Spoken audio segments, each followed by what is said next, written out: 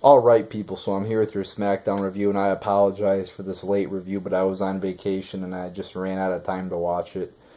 So I got back on Sunday, so I watched it, and I'm going to get my review up here, so let's get right into the review.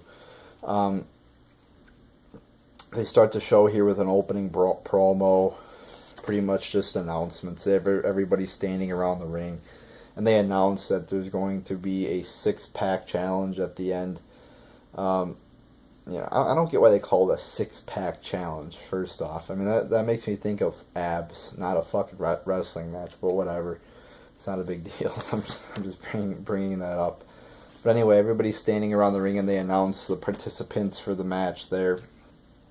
Then they announce that there's going to be a battle royal to determine the sixth member of that match. So I think it was like Ziggler, Baron Corbin, Kane. No, not Kane. Ziggler, Baron Corbin. I don't fucking know everybody, but they announced it there, and it was just a fucking waste of time, pretty much. I mean, they could have announced this. They could have. I say this a lot with Raw. They could have just had the announcers announce these. A lot of times the first segment's just announcements. It's nothing special. It was pretty fucking boring.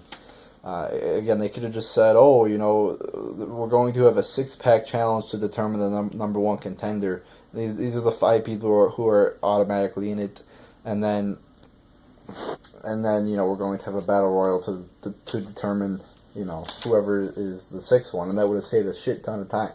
Instead, we get this waste of time. So that was a pretty dumb fucking opening.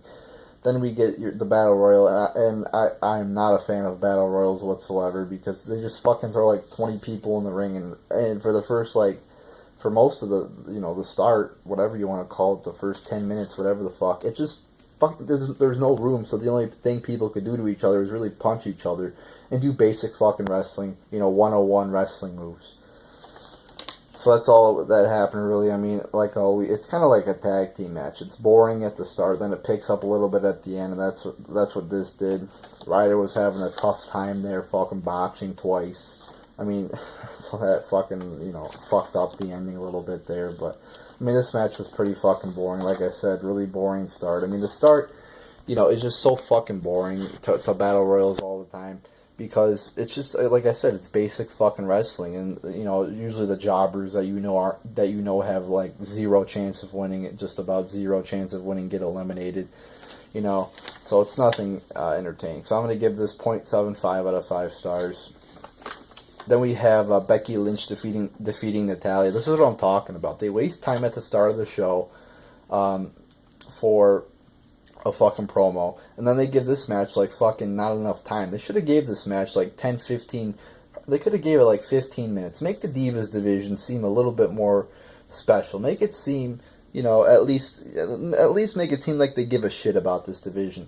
I mean, it would not hurt to give this match 15 minutes, because we both know, or I know, that we all know, or at least some people know or think, I guess this is an opinion, that Becky Lynch and Natalya are pretty good wrestlers. They have talent.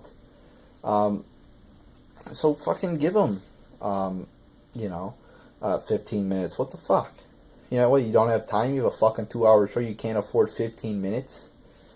So, I would have given this a little bit longer. But, I mean, there was some decent wrestling in here. But it was just too short, though. I'm going to give it 2 out of 5 stars.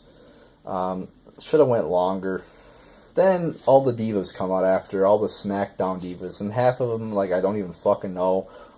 Maybe not half of them, but there was like Carmella, who I know was like Enzo and Cass's hoe back in NXT. There was another one I didn't know, I think.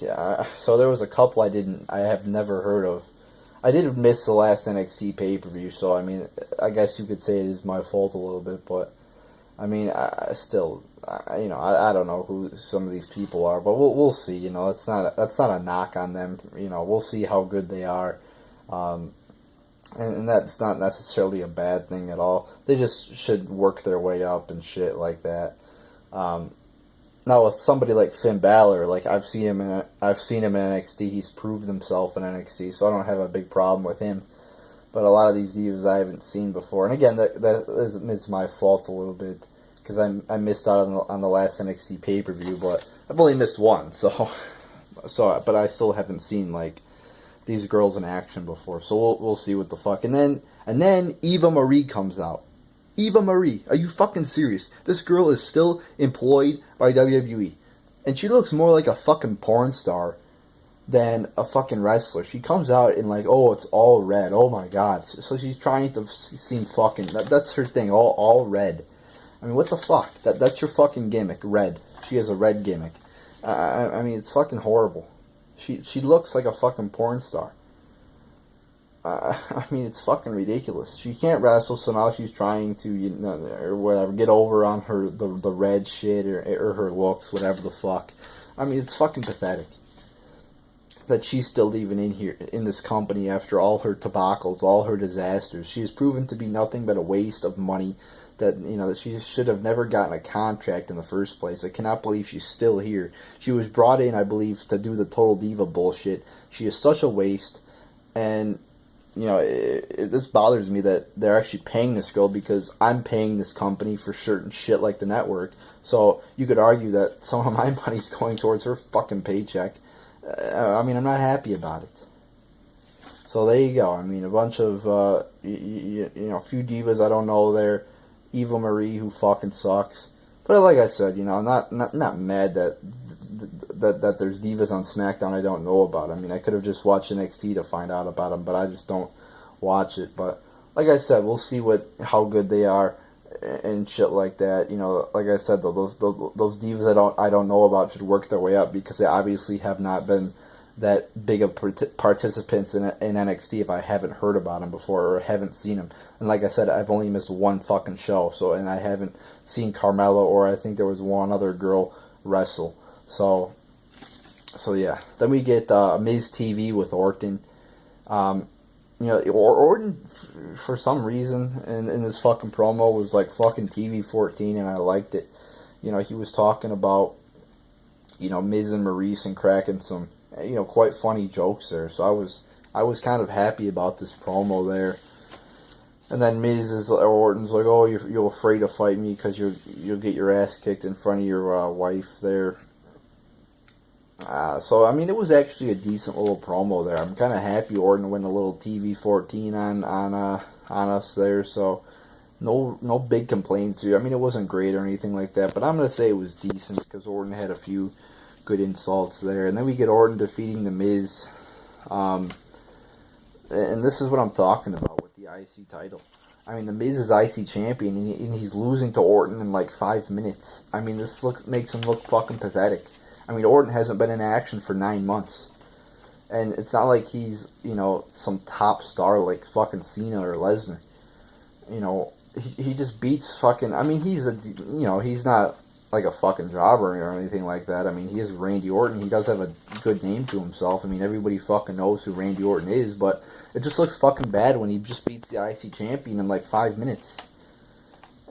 He gets totally fucking, you know, just squashed pretty much. So it was a short fucking match. Didn't do anything for me. So I'm going to give it 0.75 out of 5 stars. Then we get a Heath Slater Rhino promo or segment, whatever the fuck. Heath Slater comes out complaining that he wasn't drafted. Starts a little Heath Slater chant there, and then Rhino comes in and spears him or Gore or whatever, and it is apparently on SmackDown now. So I kind of liked it, you know. I kind of like Heath Slater. You know, I liked his little promo there, and Rhino coming out. So a decent little segment here. No big complaints. You know, Rhino coming out, I guess, was unexpected. A little, you know, pretty. Not anything. It's not like it was great or anything like that. But like I said, it kind of like the Miz and Orton promo. It was decent. Then we get your main event with the 6-pack challenge, and Ziggler fucking wins. What?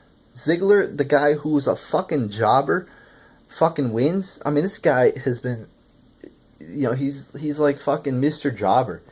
I mean, I like Ziggler. I think he's talented and all, but this is what I'm talking about with these championships. Like Sheamus. They made Sheamus from jobber to champion. Now you get Ziggler from jobber to fucking #1 contender for your top belt in the company.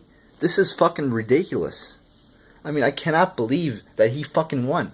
I'm not complaining that I hate Ziggler. I think Ziggler has talent. But you just can't take somebody who was a jobber, who has done nothing in this company for quite a while now, and put him as #1 contender. You just can't do that. I mean, so I am. You could say, I am happy that we're going to see, somebody talented in the main event, but they should have just done it differently. They should have spent at least a few months building Ziggler up, but they just take him from jobber to main event. It's like, what the fuck? I don't understand that. So the match was all right, I guess. Not happy about Ziggler winning it, but I guess it was a little fast paced since it was a 6-man match there. Picked up at the end a little bit there. Ziggler hits a super kick and wins. So I'll give it 2.5 out of 5 stars. Not happy about Ziggler winning though. Thought that was dumb as fuck. And yeah. So overall, let's see. I'm gonna give this show. I'll give it 3. I'll give it 3 out of 10 stars. I mean, there was 2 decent things in here. The Miz and Orton promo and the Heath Slater Rhino segment. Everything else wasn't good. I mean, the main event was okay, but not really that too good a show. I mean, it wasn't terrible, but I mean, the people on the show aren't really that good. They don't have, like, you have a few people on there like Bray Wyatt, Ambrose, Reigns, who have, except Reigns fucking sucks, but I mean, there's not too many people on here who are really that good, to be quite honest, or who are like main eventers or in the upper mid card or whatever the fuck. I mean, it's not that talent packed a show. So I don't know. We'll see what happens with SmackDown though, but not too great a show on Tuesday. So there you go, people. There's your SmackDown review.